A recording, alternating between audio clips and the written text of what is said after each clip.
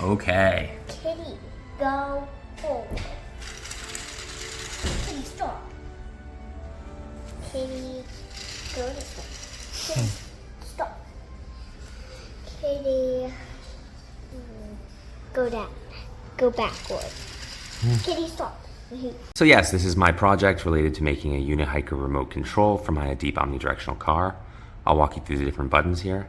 First there's forward, there's stop, there's backwards, there's to the right, there's to the left, there is northeast, I guess, southeast, the southwest direction, and the northwest. In addition, we have these turn functions to the right, one to the left, and then this object avoidance mode that when it's on, it will stop the car automatically when it gets within range of an item, like that. And that was one of the built-in modes that the original controls for this had. Here, when the web server is not available for it to make the socket connection to, it goes into this splash page while it waits for the connection to be established. I'll turn on the device now. It goes through that every time it turns on.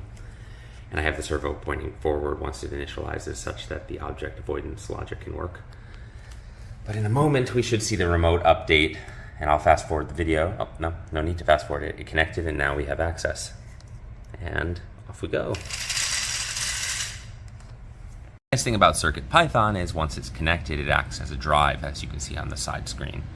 And with that in place, I'm able to quickly move code over and update it by connecting it to my computer. I've picked these particular libraries as I believe they were erroring out until they were included as I tested the existing car code. I'm not sure if they're both used, but it'd be worth just adding it from the CircuitPython bundle once you've done such. Once the Unihiker has been plugged in, you can use your connection via your computer to update it and also to send code over an SSH connection. I've done that in this case.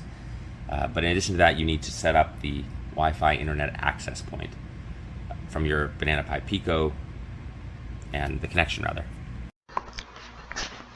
So yes, after this you'll want to set up your Unihiker to connect to the Banana Pi Pico WS3 for using its access point and then to send the commands. So to do this, you'll go to 10.1.2.3, that address, while you're plugged in via your USB cable to the Unihiker. Once you've done that, you'll see this Network Settings tab, and clicking on it will allow you to then scan for the Pico WS3, and then you'll use the password that you set in the code to connect to it. Now, it took me a couple of connection attempts before it actually connected. I think it took me 3 connection attempts, so just give it a chance, keep trying, and once it's connected, you won't need to do this again. Even if you turn off the car, it'll just work. And in addition to that, you can use the SSH connection that is created to drag and drop the images folder to the root location, which allows you to then connect. To speak to the code side of things on the Unihiker side, there is an import at the top. It connects to the Wi-Fi access point, as you can see here. In addition to that, after it's connected to the server, it continues to try connecting again if it does lose connection. It has a specific button for each of the different actions, and those buttons are set up with on-click events to send that command over to the other side. So it's really simple and easy to augment or adjust as needed. Thanks for watching my video. I hope you enjoyed this, and like and subscribe to see more content like this in the future. Thank you very much. Stop turning it back towards me! Hey! You're up to no good, Chief.